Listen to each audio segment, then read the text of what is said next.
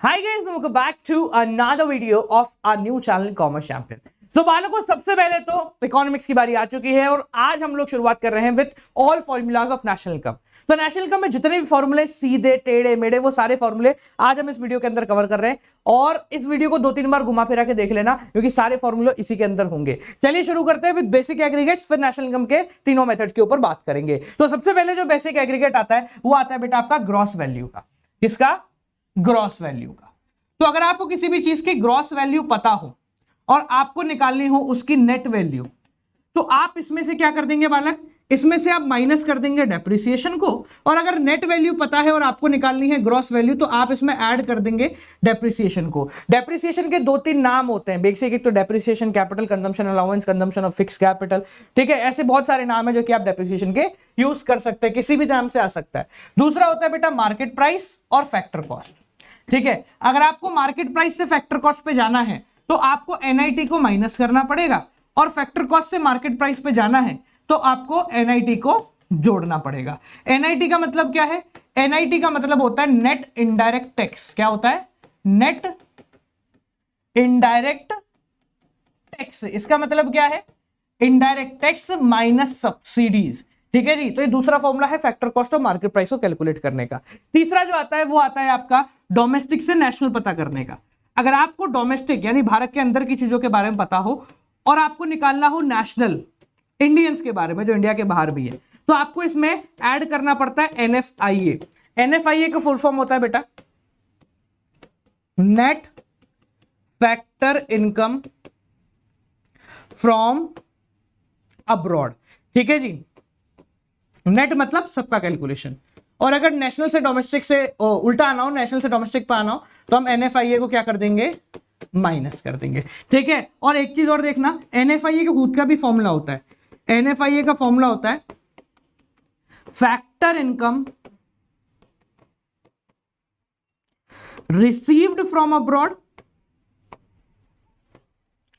Minus factor income paid to abroad. NFIA plus भी हो सकता है, माइनस भी हो सकता है, जीरो भी हो सकता है। इन सारे फॉर्मूले का उपयोगिता कहां है? इन सारे फॉर्मूले की उपयोगिता यहां पर होती है। नेशनल इनकम के किसी भी एग्रीगेट को इस तरीके से लिखा जाता है। पहली जो जगह है वो फिक्स है बेटा दो चीजों के लिए, या तो इसके अंदर आएगा ग्रॉस या फिर आएगा इसके अंदर नेट।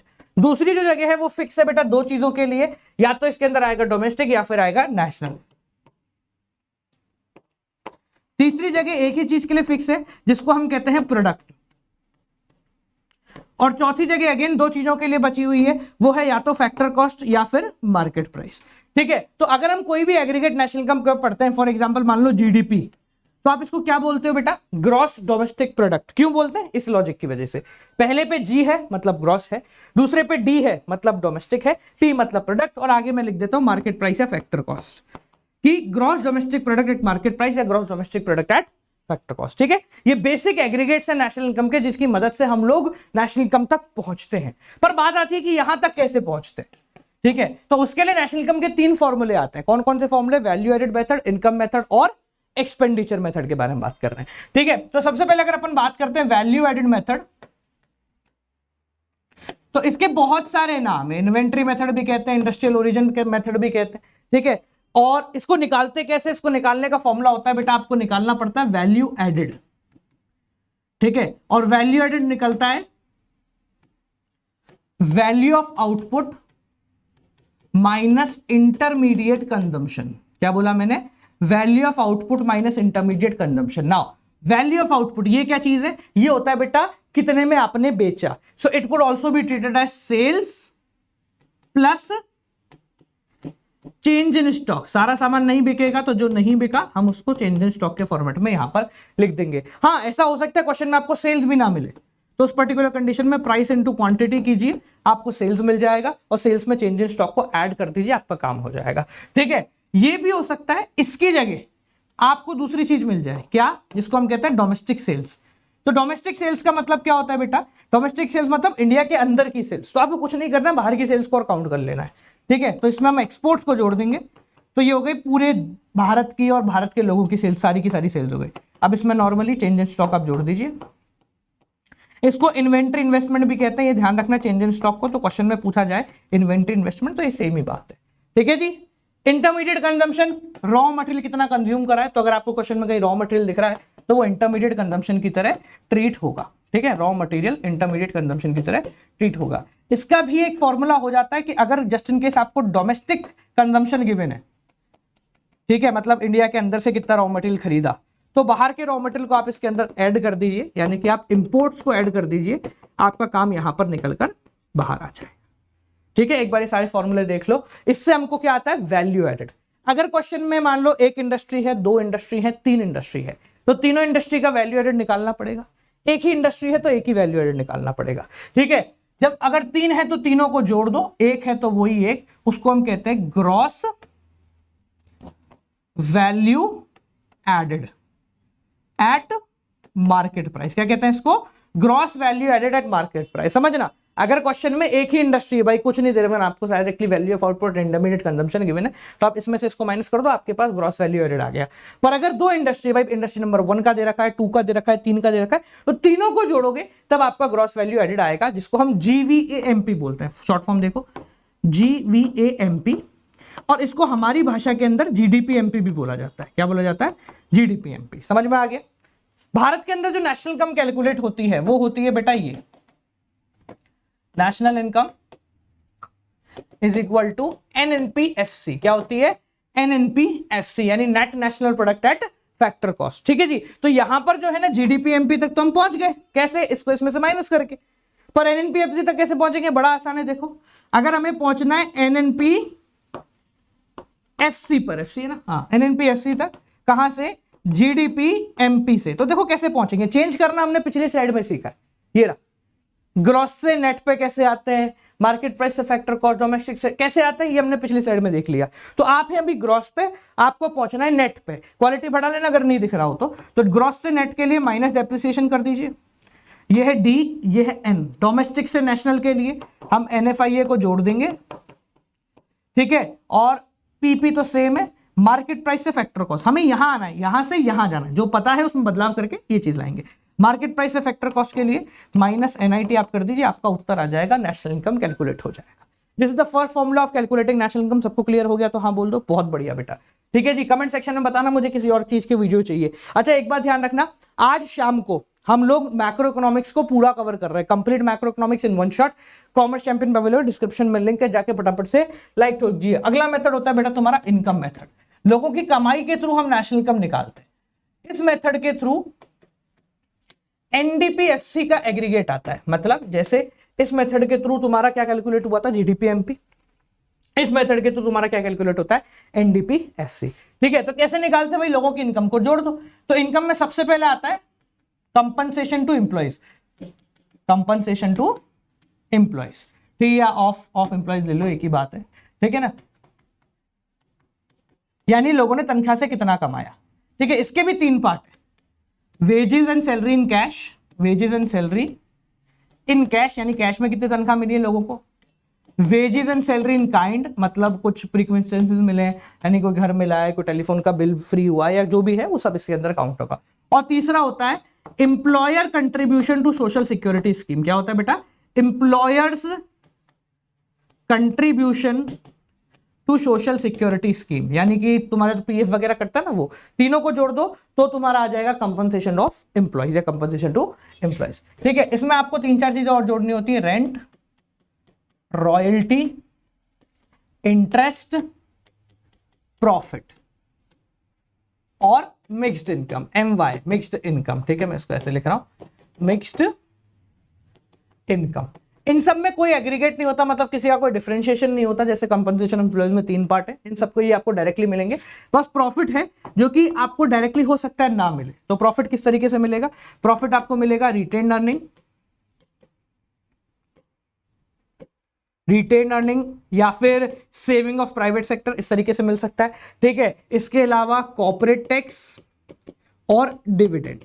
ठीक है, यानी कि आपने प्रॉफिट का क्या किया, आपने प्रॉफिट को या तो रख लिया, या फिर टैक्स भर दिया, या फिर आपने लोगों में बांट दिया। ये 3 काम आप कर सकते हो। ठीक है, इन सबको जोड़ते ही आपके पास क्या आ जाता है, NDPFC। इन सबको जोड़ दो, आपके पास एनडीपीएससी आ जाएगा। और आपको नेशनल इनकम के अंदर क्या निकालना है, निकालना तो सेम ही चीज है, एनएनपीएससी। ठीक है, तो एनएनपीएससी आपको कैलकुलेट करना है, आपके पास क्या है, एनडीपीएससी। तो देखो ये नेट है, ये भी नेट है, चेंज नहीं है, ये डोमेस्टिक है, ये नेशनल है, तो आपको बस यहां पर चेंज करना है, क्या चेंज करना है, आपको यहां पर एनएफआईए को ऐड करना, आपका आंसर फटाक करके बाहर आ जाएगा। कैसे आ जाएगा, फटाक करके बाहर आ जाएगा। समझ में आ गया। एक चीज और है इसके अंदर, आसान चीज है, इन चारों को इकट्ठा करके ऑपरेटिंग सरप्लस भी बोलते हैं। क्या बोलते हैं, ऑपरेटिंग सरप्लस भी बोलते हैं। सो इन केस अगर आपको कहीं पे ऑपरेटिंग सरप्लस दिख जाए तो इसका मतलब वो रेंट, रॉयल्टी, इंटरेस्ट और प्रॉफिट का ही काम है। तो हम चाहें अगर हमको ऑपरेटिंग सरप्लस मिला हुआ हो तो आप एनडीपीएससी डायरेक्ट ऐसे निकाल सकते हैं, compensation of employees plus operating surplus plus mixed income, इससे भी निकल सकता है डायरेक्टली। तो this is also basic formula. Clear हो गया। तीसरे फॉर्मूले के बारे में बात करें, थर्ड फॉर्मूला बालको आपका है एक्सपेंडिचर मेथड, यानी लोगों के खर्चे से कैलकुलेट करना। तो जब लोगों के खर्चे से नेशनल इनकम कैलकुलेट करते हैं तो उससे हमारा जो एग्रीगेट आता है बाहर, वो आता है वही जीडीपी एमपी, जो पिछली बारी में आया था। ठीक है, इसके 4 कंपोनेंट होते हैं, कौन कौन से देखो। पहला कंपोनेंट होता है प्राइवेट फाइनल कंजम्पशन एक्सपेंडिचर। कौन सा, प्राइवेट फाइनल कंजम्पशन एक्सपेंडिचर, यानी कि प्राइवेट बंदे ने कितना कंज्यूम कर लिया है। ठीक है, दूसरा आपका होता है इसके अंदर गवर्नमेंट फाइनल कंजम्पशन एक्सपेंडिचर, यानी कि सरकार ने कितना खर्च कर लिया है। जो तीसरा एग्रीगेट होता है वो होता है बेटा तुम्हारा ग्रॉस, यही बस प्रॉब्लम है, बस ग्रॉस डोमेस्टिक कैपिटल फॉर्मेशन। ठीक है, 2 चीजें इसके अंदर ध्यान रखना। पहली बात तो कि इसके अंदर 2 एलिमेंट्स आते हैं। कैपिटल फॉर्मेशन है तो कैपिटल 2 प्रकार की होती है, ग्रॉस फिक्स्ड कैपिटल फॉर्मेशन, ठीक है, और दूसरी होती है आपकी चेंज इन स्टॉक या इन्वेंट्री इन्वेस्टमेंट, इन्वेंट्री इन्वेस्टमेंट। ठीक है, एक बात को ध्यान रखना, यहां पर दूसरी चीज जो मैंने बोला काम की वो ये है, ये वर्ड क्या है बेटा, ग्रॉस। अगर क्वेश्चन में आपको नेट मिल जाता तो आपको यहां पर डेप्रिसिएशन ऐड कर देना इंस्टेंटली। ठीक है, और ये ग्रॉस इसलिए है क्योंकि ये ग्रॉस है, क्योंकि देखो तुम्हारे फिक्स कैपिटल पे डेप्रिसिएशन लगेगा, इन्वेंट्री पे तो लगेगा नहीं। ठीक है, तो इसलिए अगर क्वेश्चन में आपको ये मिल जाए, ये हो सकता है आपको नेट फिक्स कैपिटल फॉर्मेशन मिल जाए, तो आप इसको पहले ही सॉल्व कर दो। Net fix capital formation plus depreciation आपने कर दिया तो आप कहां पर, ग्रॉस पे ही पहुंचोगे। बस ये थोड़ी सी चीज है जो आपको ध्यान रखनी है। चौथा कंपोनेंट होता है इसका नेट एक्सपोर्ट। ठीक है, नेट एक्सपोर्ट का मतलब एक्सपोर्ट माइनस इंपोर्ट। एक्सपोर्ट को एक्स से लिखते हैं और इंपोर्ट को एम से लिखते हैं। ठीक है, ये चारों चीजों को आप जोड़ दीजिए, जैसे ही आप इन चारों चीजों को जोड़ोगे आपके पास एग्रीगेट में क्या आ जाएगा, GDP MP. And now GDP MP से कहां पर पहुंचना है आपको, एनएनपीएससी तक। नेशनल का हमारी एनएनपीएससी में इधर लिख देता हूं, कंफ्यूज नहीं हो सारे। हाँ भाई इधर देखो, तो एनएनपीएससी तक हमें पहुंचना है कहां से, जीडीपी एमपी से। तो कैसे पहुंचेंगे, ग्रॉस से नेट की तरफ आना है माइनस डेप्रिसिएशन, डोमेस्टिक से नेशनल की तरफ जाना है प्लस एनएफआईए, प्रोडक्ट से मार्केट प्राइस से factor cost minus NIT.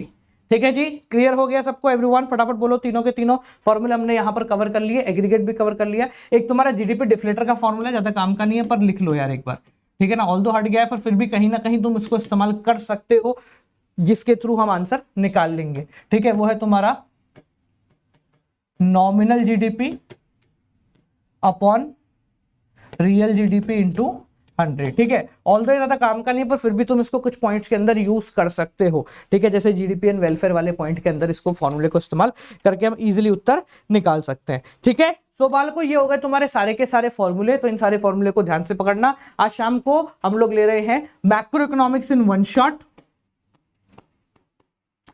Macro economics in one shot. तो उसको सारे के सारे टाइम पे लाइव ज्वाइन करें। ठीक है जी, और एक चीज ध्यान रखें, this is our new channel, तो इस वीडियो को शेयर करने की जिम्मेदारी आपकी है।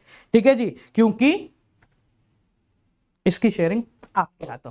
ठीक है, तो इस नए चैनल को आगे बढ़ाएं और मिलते हैं आप लोगों से अगली वीडियो के साथ। टिल देन बालको keep on watching, good night, bye bye, अगली वीडियो में मिलते हैं।